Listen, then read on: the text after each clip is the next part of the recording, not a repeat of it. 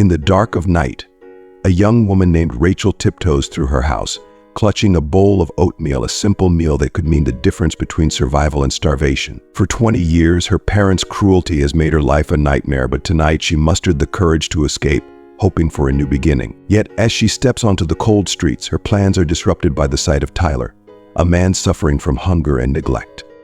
Rachel, despite her dire situation, offers Tyler the bowl of oatmeal, an act of compassion that binds their fates together in an unexpected way. As they share the meager meal in a dilapidated shed, Rachel feels a newfound strength and resolve. She decides to stay a little longer at her parents' house to ensure Tyler is safe and cared for, even as she prepares for her escape. But fate has its plans. The next morning, Rachel is confronted by her mother, who suspects something is amiss. Despite her mother's threats and the increasing risk of being discovered, Rachel's thoughts are with Tyler. She fears for his safety and desperately hopes he has not succumbed to the cold. As Rachel returns to the shed with warm soup and medicine, her fever and exhaustion threaten to overcome her. Yet the sight of Tyler still alive and needing her help reignites her hope. In this moment of vulnerability and strength, Rachel's journey from a desperate escapee to a compassionate savior is both heart-wrenching and inspiring. If you are not subscribed, I recommend you subscribe and activate the bell so you don't miss any videos. Before we dive into this story, please let me know in the comments where you're watching from. As I stumbled into the kitchen, my stomach roared with an agonizing hunger. My fingers trembled with anticipation as I retrieved the bowl of oatmeal I had secretly stashed away at the back of the fridge for this precious moment. The good food, always hoarded and locked away by my parents, was just beyond my reach. I had to be strategic. This precious bowl had to sustain me until I was far beyond their oppressive grasp. With the bowl safely nestled in my bag, I crept toward the front door, my heart pounding with a mixture of dread and determination. As I cautiously turned the key, a nerve-wracking creak from my parents' bedroom froze me in place. My heart seemed to stop altogether when I heard my father's voice calling out my name. My pulse quickened. Was he awake?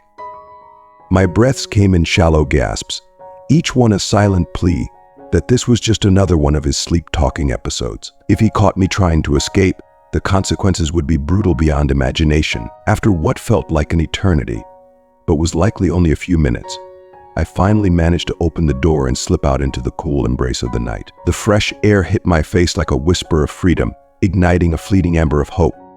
At 20 years old, I had been denied even the basic right to education or self-growth. My sole desire was to find work, to earn enough to never experience hunger again. But as I stepped onto the street, my dreams were abruptly interrupted. Leaning against the cold, unforgiving brick wall of an alley was a man who appeared to be in even more dire straits than I. His frail, emaciated frame and disheveled hair framed a face that, despite the grime, still hinted at a haunting beauty. His eyes met mine, a flicker of surprise dancing across his gaunt features as he realized I was acknowledging his existence.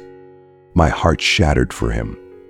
How many souls must pass by each day, choosing to ignore his plight? Despite the bleakness of my existence, I at least received one meal a day. This man, however, might not have eaten for days, weeks, perhaps. Driven by a sudden, overwhelming surge of empathy, I found myself walking toward him, the bowl of oatmeal clutched tightly in my hands. "I don't know your name," I murmured gently, "but you look like you could use this more than I can." I extended the bowl toward him, the dim streetlight casting a soft glow on the gratitude that filled his eyes. "Tyler," he responded, his hands trembling as he accepted the bowl. "My name is Tyler, and you must be Rachel." A jolt of fear surged through me. "How do you know my name?" I asked, my voice trembling with a mix of suspicion and surprise. Tyler's gaze lingered on me, the weary lines of his face telling a story of hardship and struggle. "I heard someone mention your name while I was passing by," he said, his voice a raspy whisper etched with skepticism, a man who has learned to expect nothing but cruelty from the world. "Why are you doing this for me?" If you're still tuned into this video and find the story inspiring, drop a 1 in the comments to let me know you're still with me. I scanned the dimly lit street, making sure the enveloping darkness still shielded us from unwanted eyes and ears. "Because I know the gnawing ache of hunger all too well," I admitted in a low, trembling voice. Each word felt like a weight lifted and a burden newly acquired. "I can't just walk away when I see someone in desperate need of help." As Tyler's gaze softened, a faint, almost imperceptible smile touched his lips, a brief flicker of warmth amidst the cold. In that poignant moment, Standing there with this stranger, I felt a connection that transcended the physical space between us. For the first time, I had chosen to help someone else, sacrificing my plans, and that choice infused me with a profound strength I had never before experienced. I had never imagined myself in such a situation, sharing a meager bowl of oatmeal with a man whose life had rendered him so vulnerable and alone. Yet, here we were, huddled beside a dilapidated shed, both of us warmed by the faint steam rising from the bowl between us, creating a small oasis of warmth in the cold night. "You should eat more," Tyler insisted, his voice gentle yet tinged with concern as he pushed the spoon toward me. "You look like you could use it." I shook my head, even as my stomach protested loudly with hunger. "I've already eaten," I lied, a feeble attempt to shield him from my suffering. "Besides, you need it more than I do." The truth was that I was ravenous, my mother's recent slap still stinging on my cheek, a harsh reminder of the price I paid for sneaking extra food. Yet seeing the palpable relief and gratitude in Tyler's eyes as he took his first bite made every sacrifice seem insignificant. "I can't promise much," I said, the resolve in my voice surprising even myself, "but I'll help you as much as I can." For the first time in my life, I felt a genuine sense of purpose, as if my small act of kindness could ripple out and create a real impact, even if it was just for one person.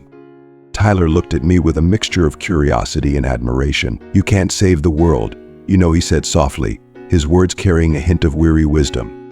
A newfound strength surged within me, a quiet but powerful resolve. "Maybe not," I replied, "but I can try to make a difference where it matters." I gestured toward the shabby shed at the end of the street. It wasn't much, but it was a sanctuary my parents never ventured near. "You can stay there tonight," I offered. "It's too cold out here.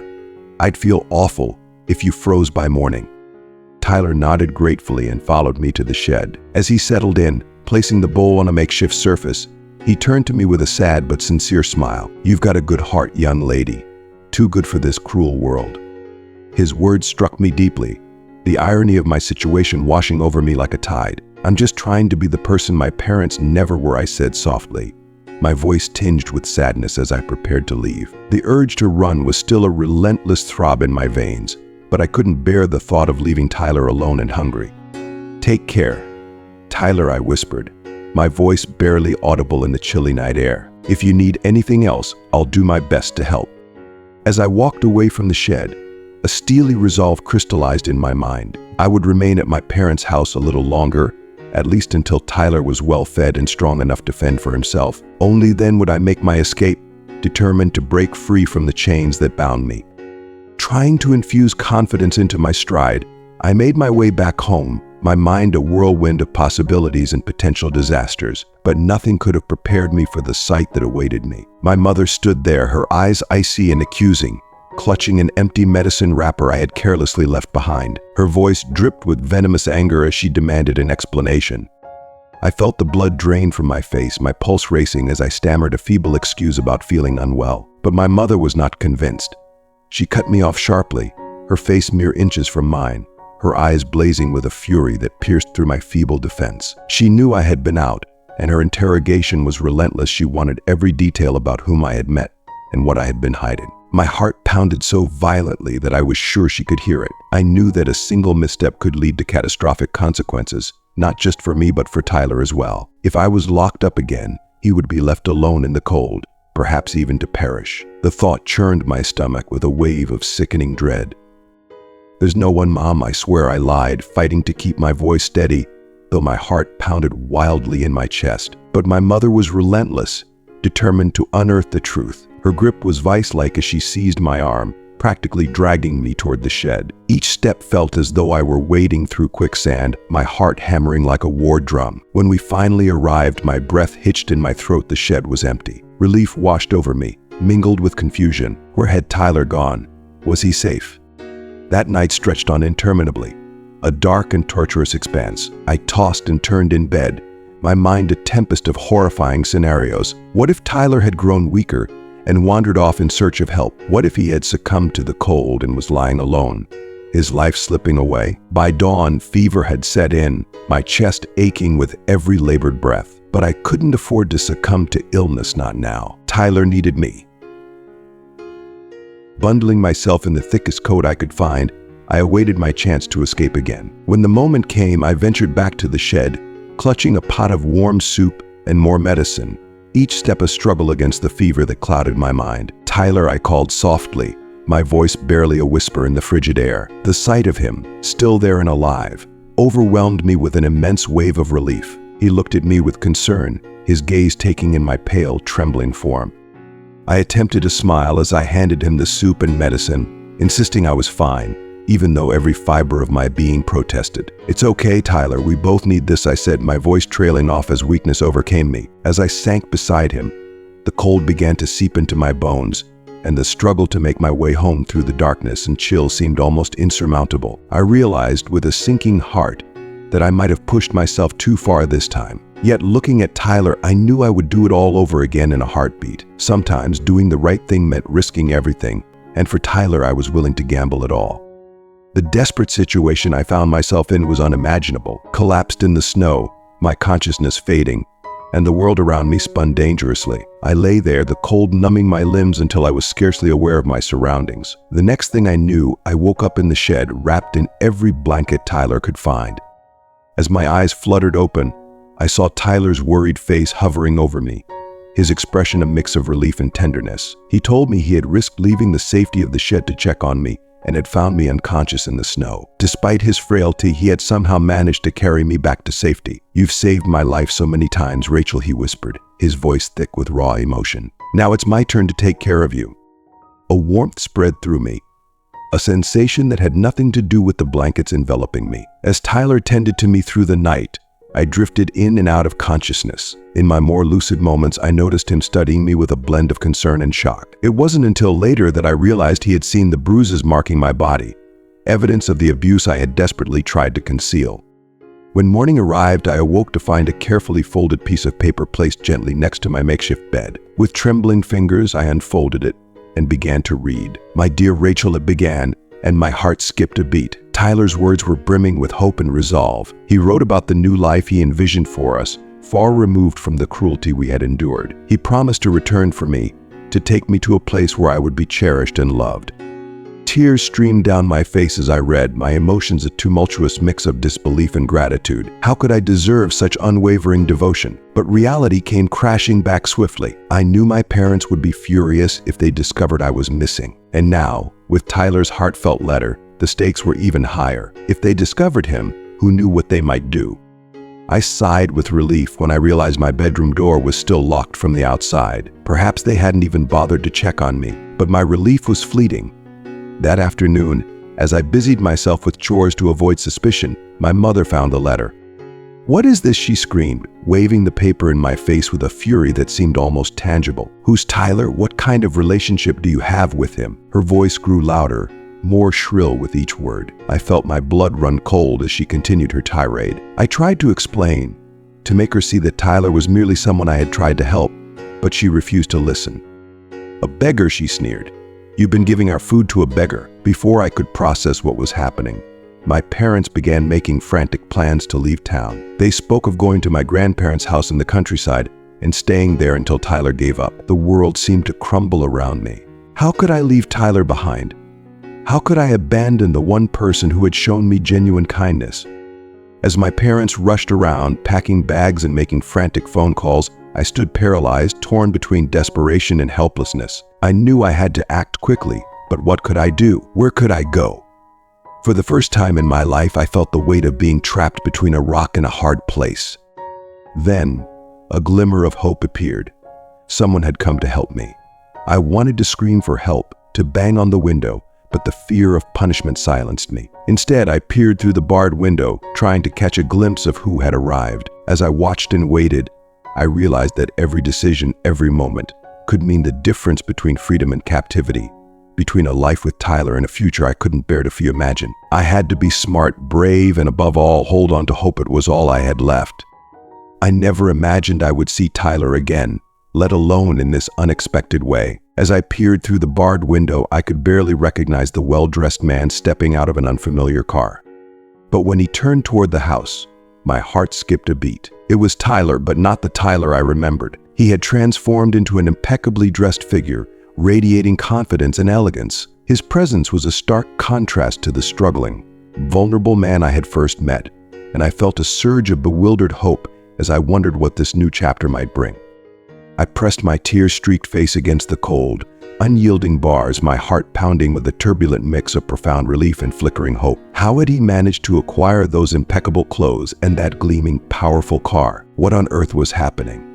Questions spun wildly in my mind, each one more frantic than the last. As Tyler approached the front door, a tight knot of apprehension and anticipation coiled in my chest. My parents emerged from the house, their expressions a blend of confrontation and disdain. From my precarious vantage point, I could see every excruciating detail, every painful exchange, yet they remained blissfully unaware of my presence.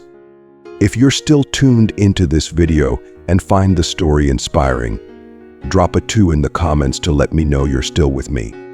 My father's voice, laden with suspicion and barely restrained fury, demanded to know Tyler's identity and his intentions. Tyler's response was unwavering and resolute. He declared, with a calm yet steely conviction, that he had come to take me away from the suffocating nightmare of fear and violence that had been my existence. I strained to hear their muffled voices through the oppressive walls of this old house, my pulse racing with each muffled word. My mother's voice, dripping with venomous sarcasm, sliced through the air like a blade. Her sneering tone mocked Tyler, questioning how he could think he had the right to just waltz in and claim me as his own.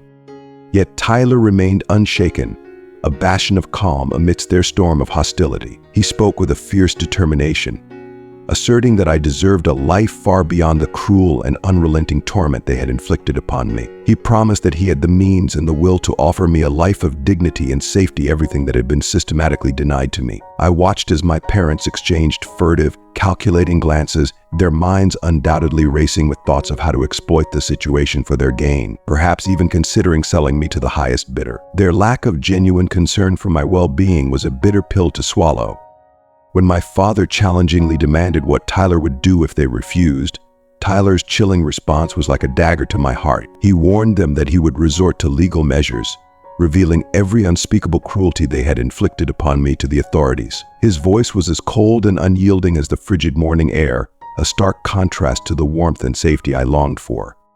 As I clung desperately to the window, a maelstrom of admiration and fear for Tyler's courage consumed me. The realization that he had meticulously planned every step of this daring rescue filled me with a profound sense of awe and gratitude. My mother, sensing their precarious position, abruptly shifted her strategy. She wove a deceitful tale, claiming that I had already gone to live with an aunt in a distant place and would not be returning. She demanded compensation for everything they had supposedly done for me, a cruel and cynical attempt to extract money from Tyler if he wanted me back. Tyler saw through her deceit with piercing clarity and an unshakable resolve. "You're trying to sell your daughter," he said, his voice a mix of disgust and unwavering determination. "Where's Rachel? I refuse to believe she's truly gone." But my mother, resolute in her dishonesty, slammed the door in Tyler's face. As I watched his car slowly retreat, a wave of despair and desperation overwhelmed me. My mother's cruel, condemning words echoed in my mind, a sentence of eternal isolation that seemed to stretch out before me like an endless, dark abyss. With my heart pounding violently in my chest, I pounded against the window bars with every ounce of strength I could muster, my voice raw and pleading as it cut through the chilling wind. "Tyler, please don't go," I cried out, my desperation magnified by the howling wind and the distance between us. Each agonizing second as his car grew smaller felt like a crushing blow of despair, a reminder of my grim reality and the seemingly insurmountable darkness that enveloped me. In the car, Tyler's sense of unease grew ever more insistent something was profoundly wrong. Just as he was about to accelerate, a faint, almost imperceptible sound, nearly swallowed by the relentless wind, reached his ears. He slammed on the brakes with a jolt, his instincts screaming for attention. His heart thundered as he threw open the car door and sprinted back toward the house, every beat of his heart echoing his mounting desperation. Meanwhile, I was still pounding on the window with frenzied intensity, my body shaking violently not just from the biting cold, but from a paralyzing fear of losing him forever. Then, through the swirling morning mist, Tyler's silhouette emerged like a beacon of hope. "Rachel," he shouted, his voice cutting through the haze with unyielding determination.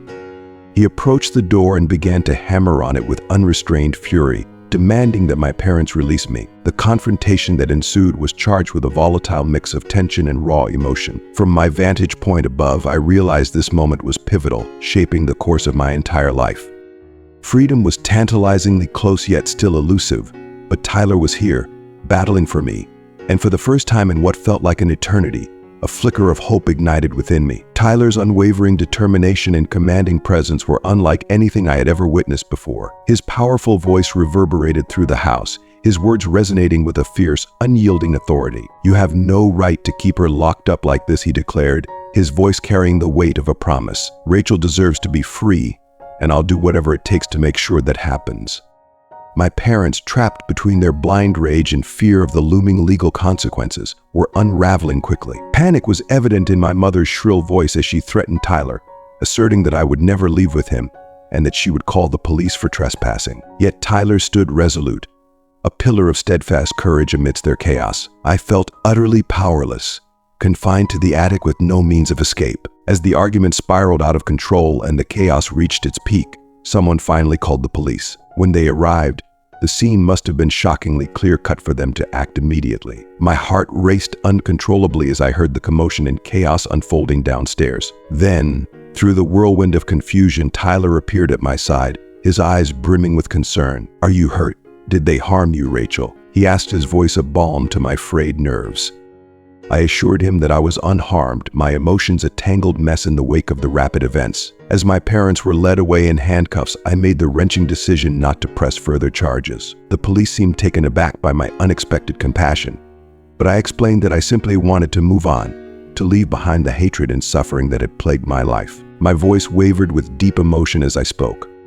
Tyler stood steadfastly by my side, his unwavering support a comforting presence. He took my hand gently, his touch both tender and reassuring. "Let's start a new life together, Rachel," he promised, his voice imbued with warmth and hope. "A life where you can be truly free, where you can have anything you want."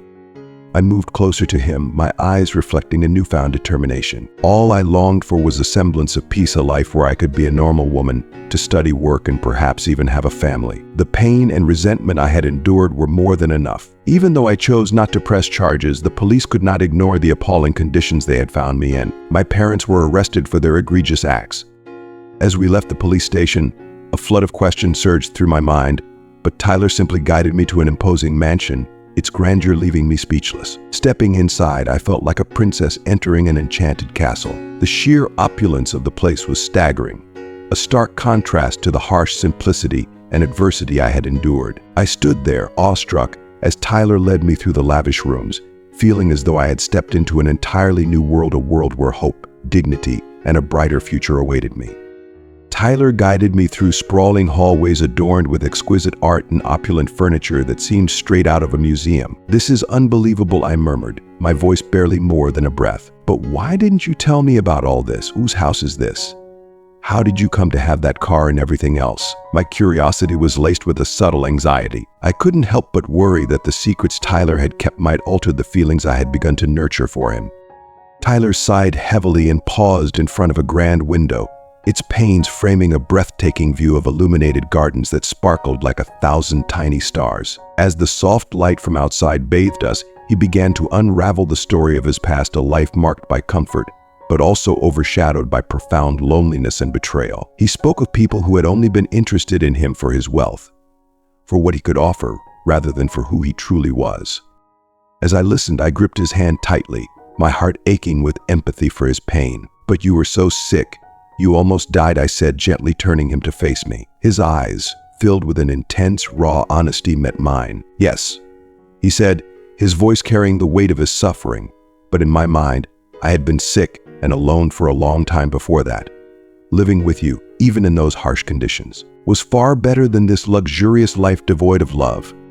Tyler's words, filled with warmth and sincerity, reached deep into my heart. Here was someone who had fought for me, who had shown me a level of care and commitment I had scarcely known before. "That means everything to me, Rachel," he said, his voice tender and earnest. As he continued to reveal the depths of his past, I found myself smiling, deeply moved by his genuine openness. "What happens now?" I asked, my voice tinged with both hope and uncertainty. Tyler's response was a beacon of optimism that illuminated the path ahead. "I want to start over, Rachel," he said, his eyes locked with mine, "this time with you by my side. I want to make you as happy as you deserve to be, to see you smile every day, and to show you that the world can be wonderful when you have the right person beside you. What do you want, my Rachel? In that moment, standing there with Tyler, I realized that sometimes the greatest blessings in life come disguised as our most daunting challenges. I had endured so much, but it had led me here, to this moment, to him. For the first time in my life, I felt truly seen, truly valued, and ready to embrace whatever the future held as long as we faced it together. I never imagined I'd find myself in the embrace of someone who truly understood and loved me so deeply. But here I was, holding Tyler close with tears of uncontainable joy streaming down my face. I had always dreamed of pursuing my studies, carving out a meaningful career, and someday having a family that radiated love and security, free from fear or hesitation. I confided these dreams to Tyler, my voice trembling with raw emotion. His response was a balm to my soul. With heartfelt assurance, he promised that together we would transform these dreams into reality, sealing his vow with a tender, soul-stirring kiss. It felt like the dawn of a new chapter, one brimming with hope and boundless possibilities. As days melded into weeks and weeks into months, our love blossomed like a garden in full bloom, healing old wounds and fortifying our bond. I threw myself into my studies with unwavering dedication, buoyed by Tyler's constant encouragement and support. We meticulously planned our future, culminating in a wedding ceremony that was both simple and profoundly meaningful. As we walked hand in hand through our garden after the ceremony, I marveled at how far we had come. Reflecting on our journey, I said, "You changed my life, Tyler. You gave me hope when I was adrift with nowhere to go. Now I am healthier, stronger both in body and spirit. Although I adorn myself in elegant clothes, the greatest treasure I hold is the presence of someone who genuinely loves me." Tyler's hand tightened gently around mine, his smile brimming with affection. "You gave me something worth fighting for, Rachel, a reason to believe in goodness once more." Driven by a shared desire to make a difference, we founded a charity dedicated to aiding those in vulnerable situations, echoing Tyler's own experiences and newfound purpose in philanthropy. If you're still tuned into this video and find the story inspiring, drop a 3 in the comments to let me know you're still with me. During one of our planning meetings, I proposed naming our organization Light for Tomorrow, believing that no matter how dark one's past, everyone deserves a chance for a fresh start. Tyler's eyes sparkled with admiration as he agreed, "It's perfect. You are my light for tomorrow, Rachel." As the years passed, our charity flourished, its impact resonating throughout the community, bringing hope and transformation to many lives. I often worked on the front lines, directly engaging with those we aim to help, embodying the living proof that change is not just possible but profound. Each day, as we navigate this new life together, I am reminded of the extraordinary journey that led us here, and I find solace and joy in the shared purpose that continues to illuminate our path. 7 years later, on a radiant afternoon, I stood at the window of our foundation's courtyard, watching children play with infectious joy and energy. The sunlight bathed everything in a warm, golden hue, and I felt a small, delicate hand slip into mine. Looking down, I saw our eldest son gazing up at me with a mix of curiosity and admiration. "Mom, were you always this brave?" he asked, his innocent eyes reflecting a desire to understand. I crouched down to his level, a tender smile playing on my lips. "I learned to be brave, my love," I began, my voice soft and reassuring. "I learned that sometimes you have to be strong, not just for yourself, but for others too." His eyes widened as he absorbed my words, his small hand squeezing mine with a sense of connection and trust. As our family grew, the lessons of my past remained a guiding force in my life. My parents' continued imprisonment served as a somber reminder of the trials I had faced and triumphed over. We had made the difficult decision to deny them access to our resources, ensuring the integrity and safety of the life we had painstakingly rebuilt. Despite the challenges, our home had become a sanctuary of love and respect, a testament to our shared resilience and commitment. Watching Tyler play with our children, his laughter mingling with theirs, filled me with a profound sense of gratitude. Together, we had created something extraordinary, a family bound not just by blood, but by love and mutual respect. Our home had grown into a beacon of hope, reaching beyond our walls to touch the lives of those in need. Every moment, every interaction was a reminder of the beautiful life we had built from the ashes of hardship. As I observed the happy chaos of our courtyard, I felt a deep sense of fulfillment and peace. We had turned our past pain into a source of strength, and our journey had become a living testament to the power of love, resilience, and the unwavering belief in a brighter future. As we wrap up today's story, I hope you found inspiration and insight in the journey we've shared. From overcoming adversity to building a life filled with love and purpose. It's a testament to the power of resilience and the profound impact of kindness. I'd love to hear from you. What have you learned from this journey? And how do you plan to bring these lessons into your own life? Please share your thoughts and reflections in the comments below. If you enjoyed this video, leave your comment. And don't forget to like, share, and subscribe to our YouTube channel for more content that inspires and uplifts. Your support means the world to us, and it helps us continue bringing these meaningful stories to life. Thank you for watching.